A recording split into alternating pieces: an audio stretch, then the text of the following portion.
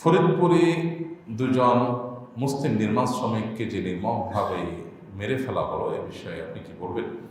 দেখুন, ফরিদপুরের ঘটনা আমরা দেখেছি, আপনারা অনেকে শুনেছেন এবং দেখেছেন সোশ্যাল মিডিয়ার মারফতে, বিভিন্ন মিডিয়ার মারফতে, যদিও বিস্তারিত খুব বেশি আসেনি।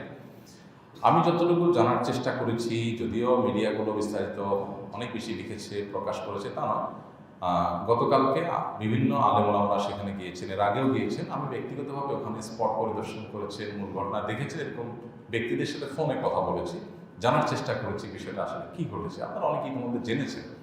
সেখানে মূলত একজন, আমি যতটুকু জানতে পেরেছি, এটা জাস্ট আমার ব্যক্তিগত পর্যায়ে জানাশোনা, যে একজন ইউনিয়ন পরিষদ মেম্বার যিনি হিন্দু ধর্মাবলম্বী, তিনি সেখানে নির্মাণ যেখানে হচ্ছিল ওই জায়গা থেকে চাঁদাবাজি করছেন, কাজে বাধা সৃষ্টি করছিলেন।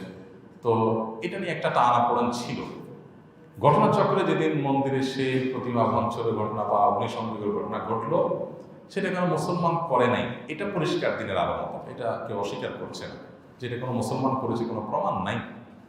তো এই ঘটনায় ওই সেই ইউনিয়ন পরিষদ সদস্য তিনি সুযোগ নিয়ে দেখলেন যে এই উসিলায় ওই মন্দিরের পাশেই নির্মাণের কাজটা চলতেছে, এদের উদরপিণ্ডি বুদুর ঘাড়ে চাপিয়ে এদেরকে হামলা করার একটা সুযোগ, প্রতিশোধ নেওয়ার একটা সুযোগ, যেহেতু চাঁদাবাজি ওখানে কাজে বাধা দেওয়ার যে ওনার এজেন্ডা, সেটা এরা বাধা দিচ্ছিল, মানতেছিল না, এই উসিলায় তাদেরকে সাহায্য করার জন্য উনি এখানে এই হামলার ব্যবস্থা করেছেন। তার নেতৃত্বে স্থানীয় আপনার ইউনিয়ন পরিষদ চেয়ারম্যান এবং হিন্দুরা সবাই মিলে তখন সেখানে আক্রমণ করে দুইটা নিরীহ তাজা প্রাণ সেখানে শেষ করে দেয় এবং খুবই দুর্ভাগ্যজনক, খুবই ন্যাক্কারজনক এবং জঘন্য ঘটনা সেখানে ঘটেছে। বাংলাদেশের ইতিহাসে তার ঘটনা খুব বেশি ঘটেনি ইতিপূর্বে।